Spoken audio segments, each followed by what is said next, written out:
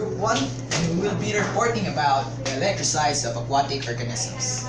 So let's go now to the overview. So number 1 in our overview is introduction.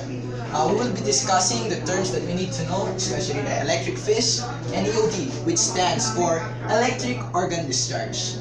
So let's go now to number 2. When does the modification started? So to know when did it started, we need to know the electrocytes and myocytes, and this will be discussed by our reporter Kurt. So the next one is the modification. What is the modification? We need to know about the aquatic organism. It's mainly electrocytes. So we will be discussing specifically on electric eel, and we will be knowing about the 3 parts of electric eel. So and the last one will be the significance, and we will be discussing about the uses of those electrocytes. And I already forgot to say that the one that we'll be discussing in modification is Mr. Ryan and Ms. Kat. And for the significance, and this will be discussed by Sir Rafael. So that will be for the overview, and we shall now proceed to the introduction.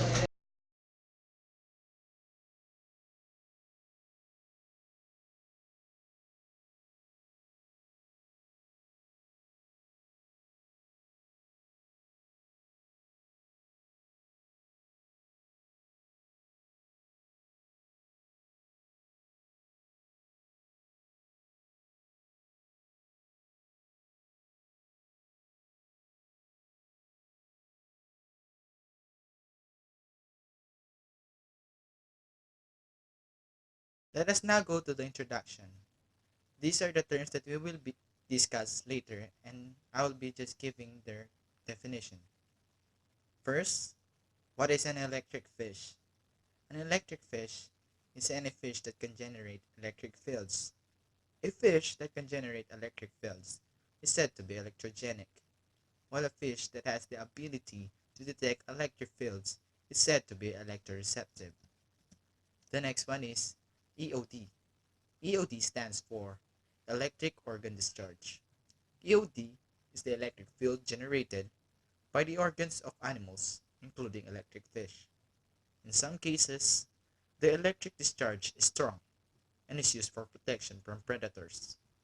In other cases, it is weak and is used for navigation and communication. Communicating through EODs occurs when a fish uses its own electroreceptors to sense the electric signals of a nearby fish. Electric fish navigate by detecting distortions in their electric field by using their continuous electroreceptors. That's all we need to know in the introduction part, and we shall now go to the how the modification started.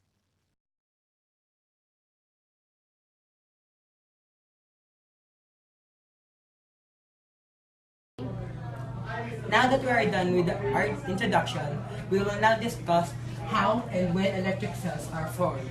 So, electrocytes, or the muscle cells that produce electricity, are derived or formed mainly from muscle cells called myocytes.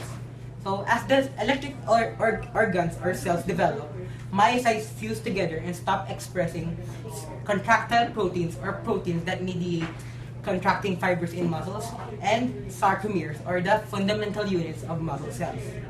Instead, they transform to produce a neuron-like physiology and packs their membrane with voltage-gated ion channels, which is essential in producing electricity.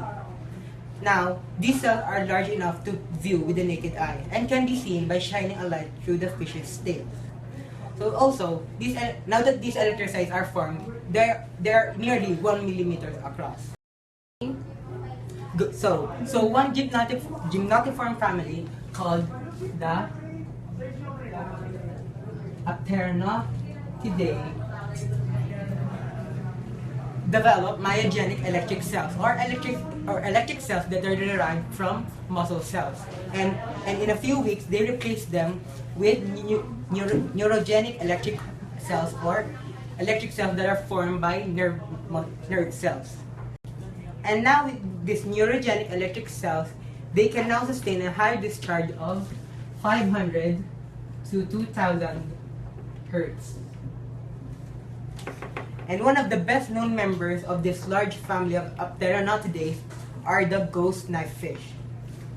And also, Next, and also in some gymnotiforms, their main cells run from behind the gills to the pointed tail. So, example, kunyari na fish ako.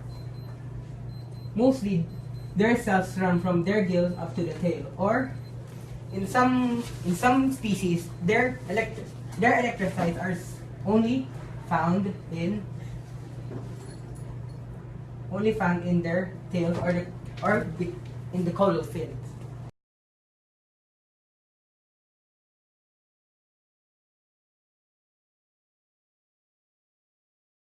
The modification part. Three main parts of electric eel are main organ, hunter's organ, and sucks organ. So, In the main organ and the hunter's organ, they produce high voltages which they use for protection,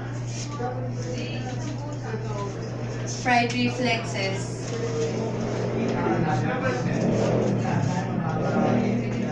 and for stunning prey.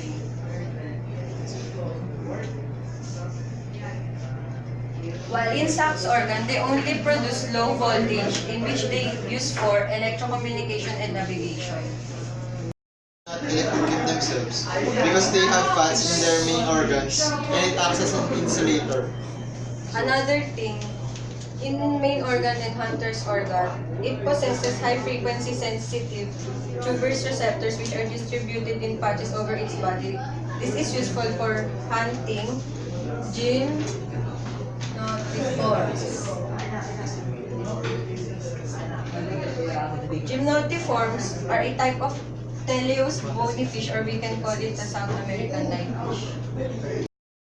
The cells of all living things generate electrical charges.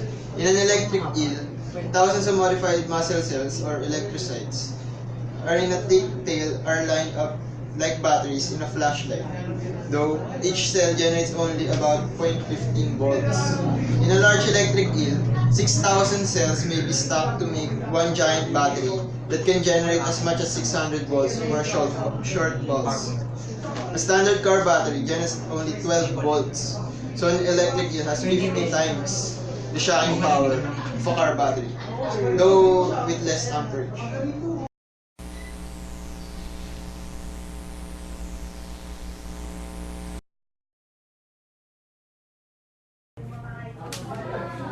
Moving on, we will be talking about the significance of the electrocytes of aquatic organisms, but mostly focusing on electric eels.